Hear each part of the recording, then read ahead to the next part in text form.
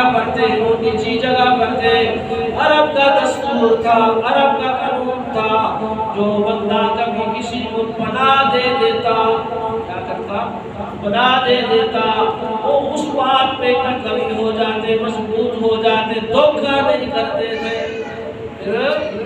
اس کو پناہ دیتے تھے دھوکہ، لیکن انہوں نے کہا کہ ہم آپ کو پناہ دیتے ہیں، تو صحابہ کرام ان کے اس بات میں آ گئے کہ جب انہوں نے بات کر دی ہے، لیکن مشرکین عرب، مشرکین مکہ تو اسلام کے مخالف تھے، اپنے قانون بدل چکے تھے، اپنے ارادے بدل چکے تھے۔ اس وقت حضرت عاصم اوپر ہے، حضرت عاصم رضی اللہ تعالیٰ عنہ پہاڑ پر ہے۔ انہوں نے کہا میں تمہاری پناہ میں نہیں آتا، میں تو اللہ کی پناہ میں آتا ہوں، میں تمہاری پناہ میں نہیں آتا۔ صحابہ کرام نیچے اترے، انہوں نے شہید کیا، لیکن 3 صحابہ ایسے ہیں جن کو خبیب بن عدی رضی اللہ تعالیٰ عنہ کو انہوں نے قید کر کے مکہ لے گئے۔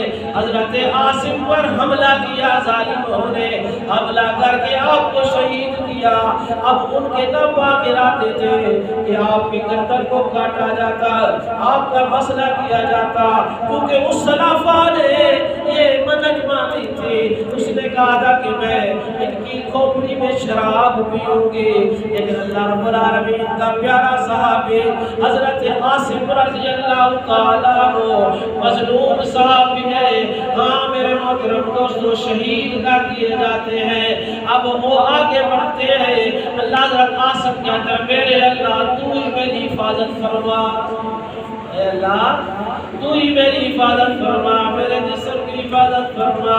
اللہ رب العالمین نے مکھیوں کو بھیج دیا، شہد کی مکھیوں نے گھیرا ڈال لیا، کیا کر لیا؟ شہد کی مکھیوں نے گھیرا ڈال لیا۔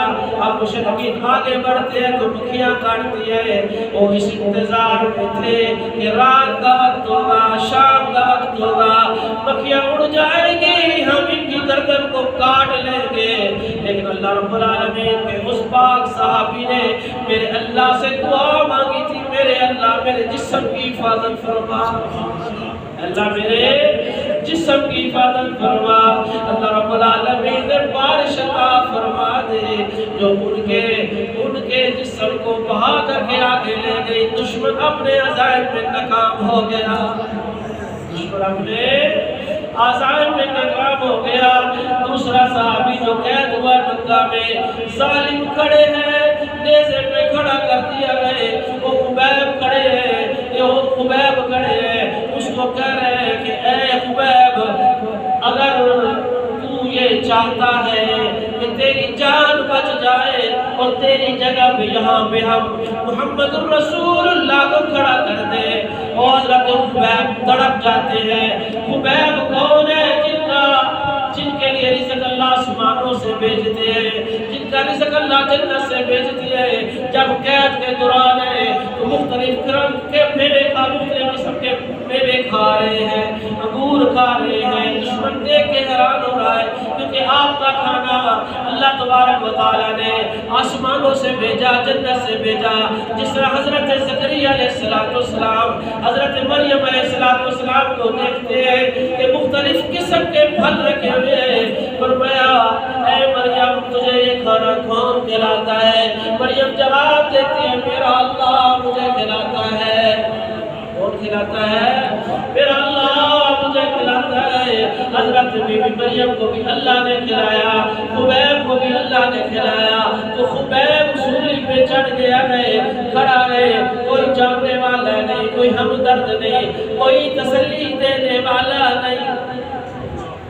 پوری دنیا بڑا مشرق کھڑے ہیں، نیزے ہاتھوں میں ہے، تلواریں ہاتھوں میں ہے، صحابی رسول پر تیر برسا رہے، صحابی رسول لو لہان ہے، خون بہ رہا ہے۔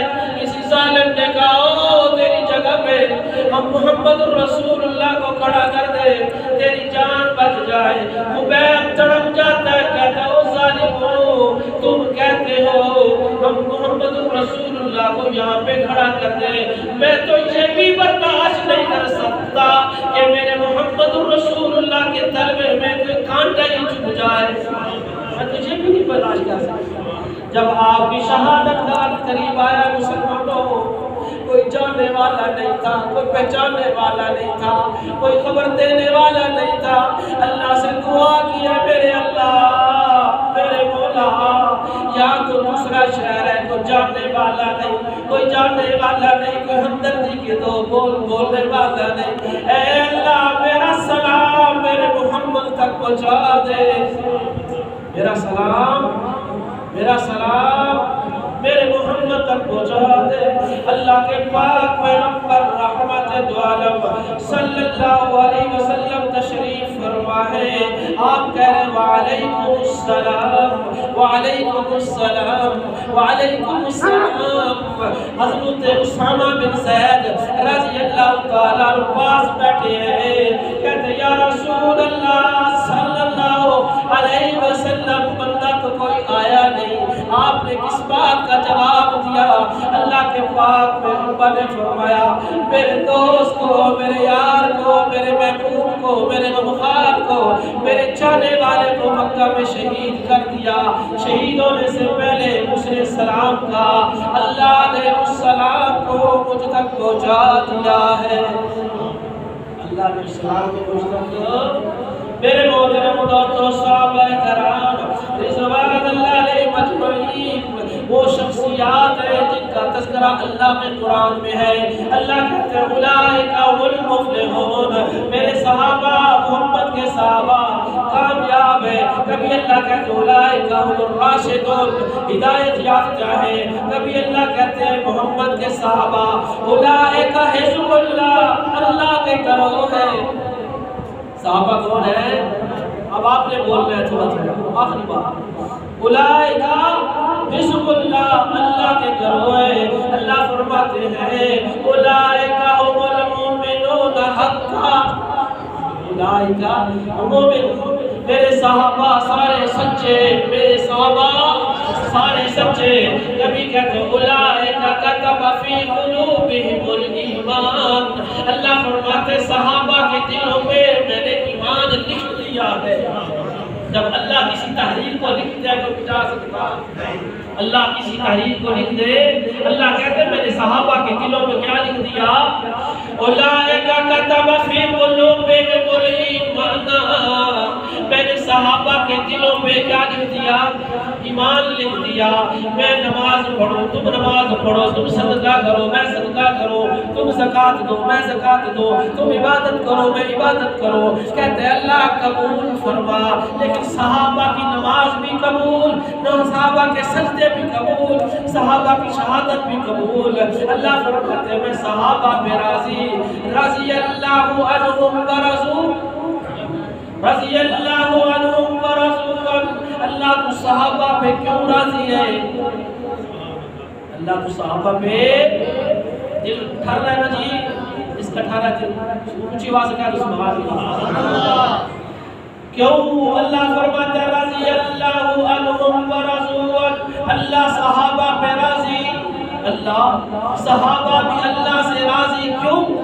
اللہ قرآن میں آگے فرماتا ہے، بس آخر ذالک لمن خشی ربہ، اللہ فرماتے ہیں میں محمد کے صحابہ پہ اس لیے راضی ہوں کہ ان کے دل میں میرا خوف ہے، ان کے دل میں میرا ڈر ہے۔ اللہ فرماتے وَلِمَنْ خَافَ مَقَامَ رَبِّهِ جَنَّتَانِ، وَلِمَنْ خَافَ مَقَامَ رَبِّهِ جَنَّتَانِ، جس کے دل میں میرا ڈر ہوتا ہے اسے دو باغ عطا کروں گا، دو جنتیں عطا فرماؤں گا۔